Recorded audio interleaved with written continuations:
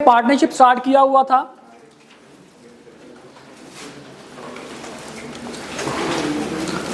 हम लोगों ने पार्टनरशिप स्टार्ट किया था और उसके अंदर हमने मेंशन किया था कि पार्टनरशिप के लिए क्या जरूरी है, एग्रीमेंट जरूरी है। अगर पार्टनर्स का आपस में एग्रीमेंट नहीं है और एक चीज के एक से ज्यादा ओनर्स हैं तो हम उनको क्या मान लेंगे, को ओनर्स मान लेंगे। ठीक है, तो हम कहते हैं जी पार्टनर्स में और को ओनर्स में क्या फर्क है, उसके डिफरेंस को हमने डिस्कस करना है। इसका डिफरेंस आई कि आपने काफी दफा पूछा हुआ है कि पार्टनर का और को ओनर्स का क्या फर्क है।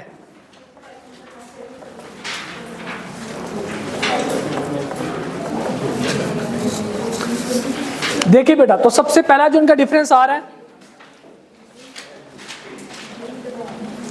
वो आता है फॉर्मेशन का।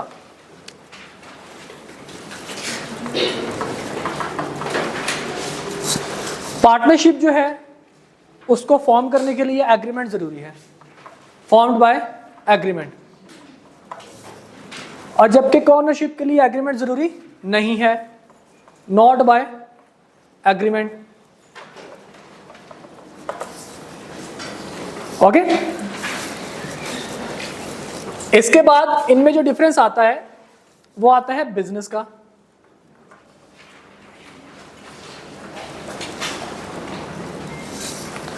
पार्टनरशिप के लिए बिजनेस कैरी ऑन करना लाजमी है,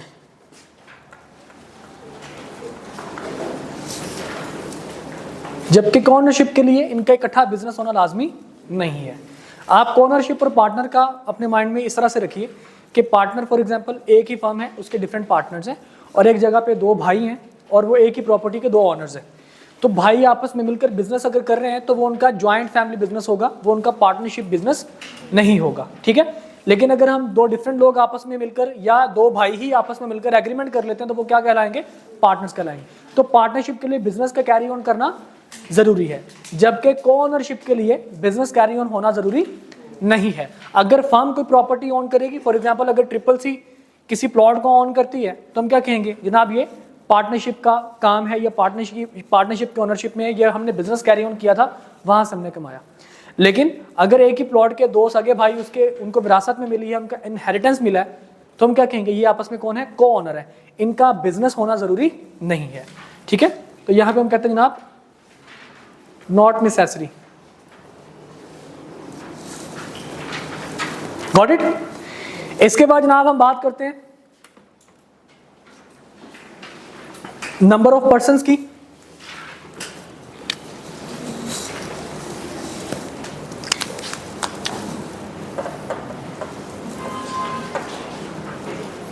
तो नंबर ऑफ पर्संस हमें पार्टनरशिप एक्ट ने तो नहीं बताया, लेकिन हमें कंपनीज एक्ट ने जरूर बताया हुआ है कि जनाब इसके लिमिटेड नंबर है,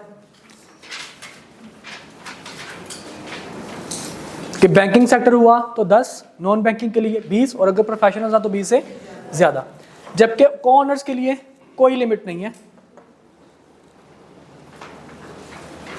और जितने वारिस होंगे उतने ही जनाब इनकी विरासत में चीजें चलती जाएंगी।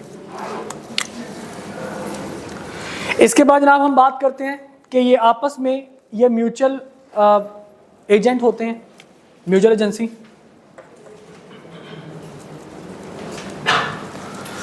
तो पार्टनर्स के दरमियान में म्यूचुअल एजेंसी प्रिवेल करती है। ठीक है, आपस में ये क्या होते हैं, म्यूचुअल एजेंट होते हैं, म्यूचुअल एजेंसी प्रिवेल्स, जबकि को-ओनरशिप में ये एक दूसरे के एजेंट नहीं होते, डज नॉट प्रिवेल।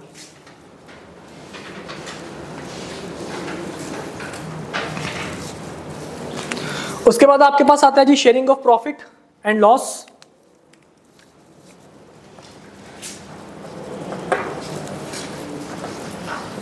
पार्टनर्स आपस में प्रॉफिट एंड लॉस शेयर करते हैं, जबकि को-ओनर्स आपस में अपने बिजनेस का प्रॉफिट एंड लॉस को शेयर नहीं करते, does not share profit and loss. इसके बाद जनाब ट्रांसफर ऑफ राइट है कि अगर किसी बंदे का कोई पार्टनर है तो वो अपना शेयर, ट्रांसफर ऑफ शेयर यहां पे लिख देते हैं हम लोग,